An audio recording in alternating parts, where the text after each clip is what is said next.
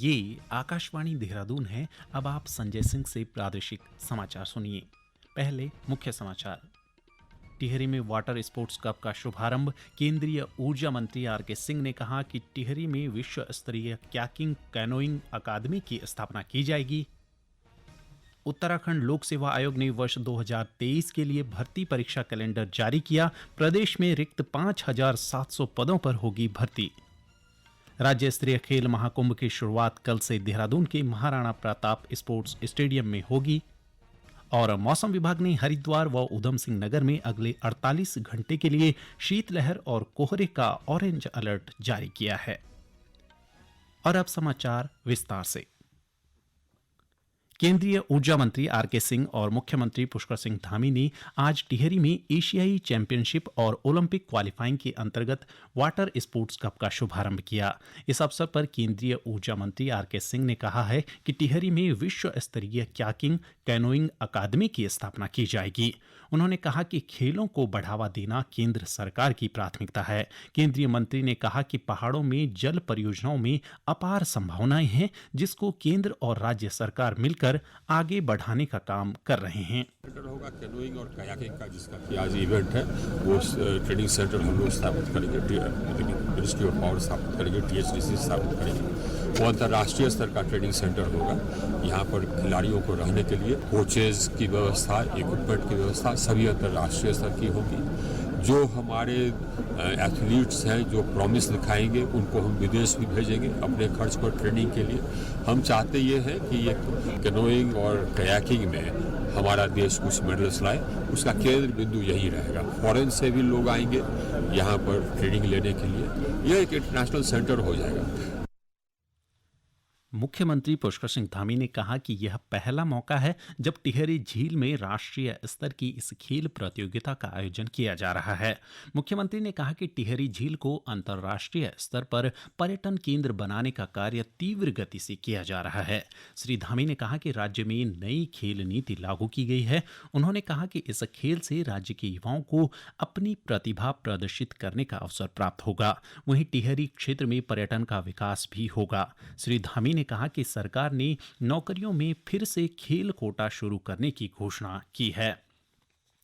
उत्तराखंड लोक सेवा आयोग ने वर्ष 2023 के लिए परीक्षा कैलेंडर जारी कर दिया है। उत्तराखंड अधीनस्थ सेवा चयन आयोग से स्थानांतरित हुई 15 परीक्षाओं समेत कुल 32 परीक्षाएं आयोजित की जाएंगी।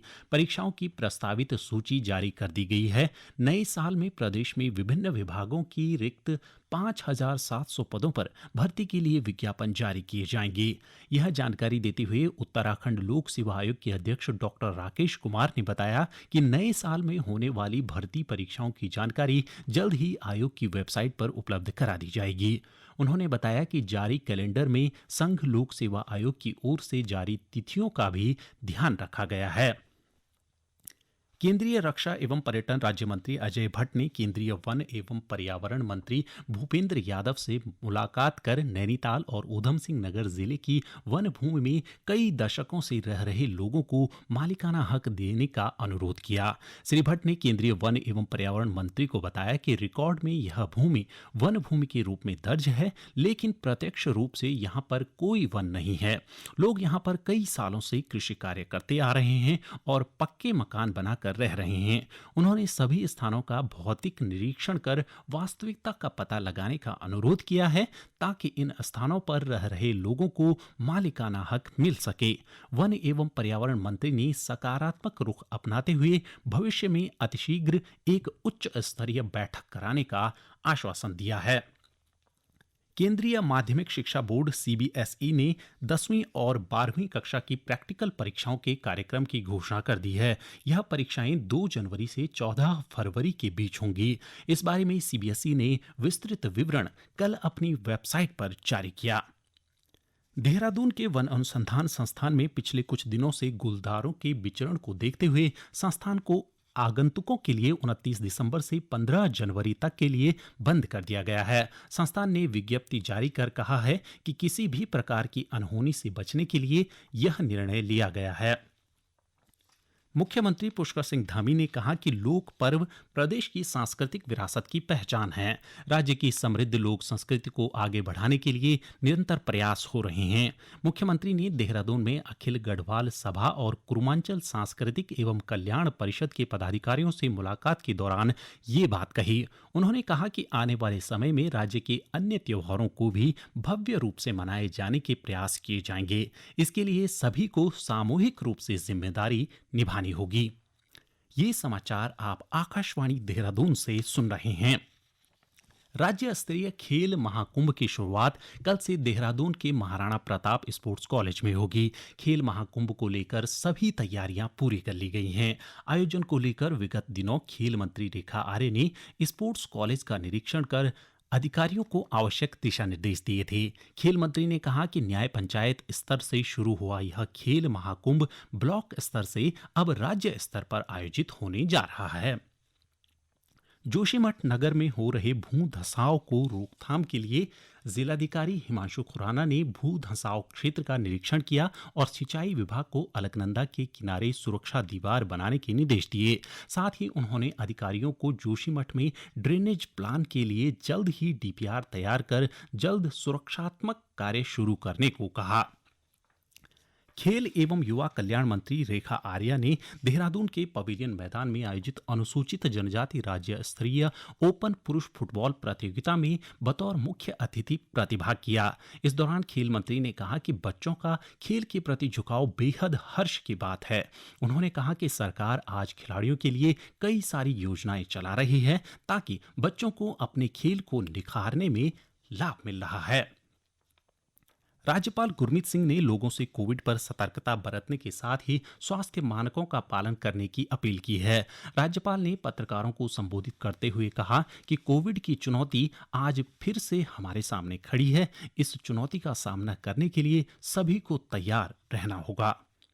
केंद्रीय रक्षा एवं पर्यटन राज्य मंत्री अजय भट्ट ने नैनीताल जिले के काठगोदाम में कोविड-19 से बचाव और तैयारियों को लेकर जिले के स्वास्थ्य और प्रशासनिक अधिकारियों के साथ बैठक की। बैठक में सभी सरकारी अस्पतालों में आने वाली हर परिस्थिति से निपटने के लिए व्यवस्थाएं चाक चौबंद करने के निर्देश दिए।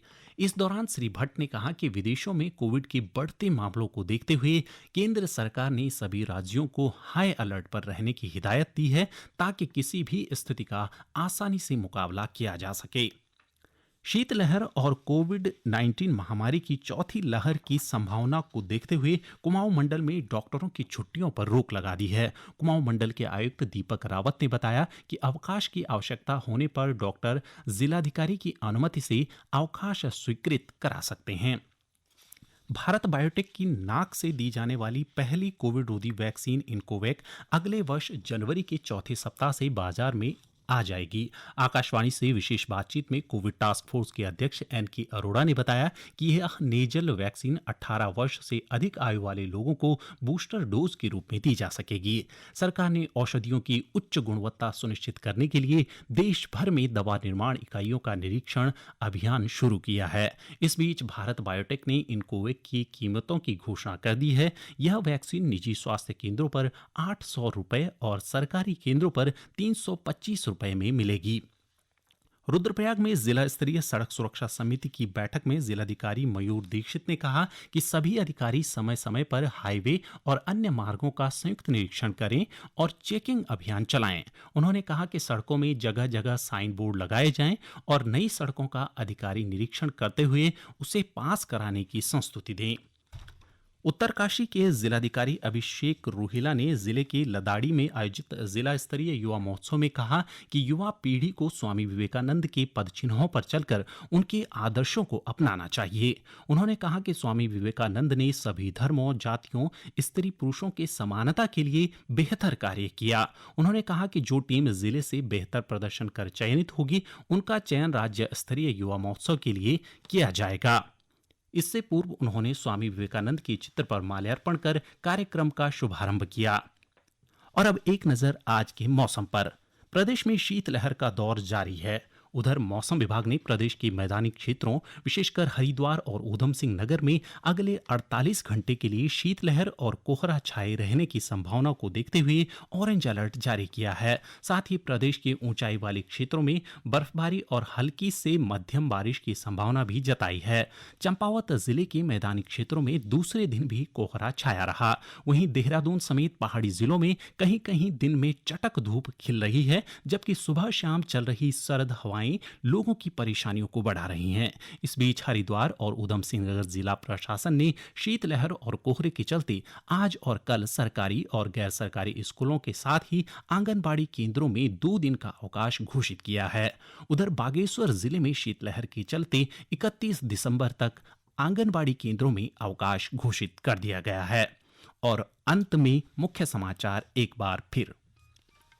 टिहरी में वाटर स्पोर्ट्स कप का शुभारंभ। केंद्रीय ऊर्जा मंत्री आर.के. सिंह ने कहा कि टिहरी में विश्व स्तरीय कयाकिंग कैनोइंग अकादमी की स्थापना की जाएगी। उत्तराखंड लोक सेवा आयोग ने वर्ष 2023 के लिए भर्ती परीक्षा कैलेंडर जारी किया। प्रदेश में रिक्त 5,700 पदों पर होगी भर्ती।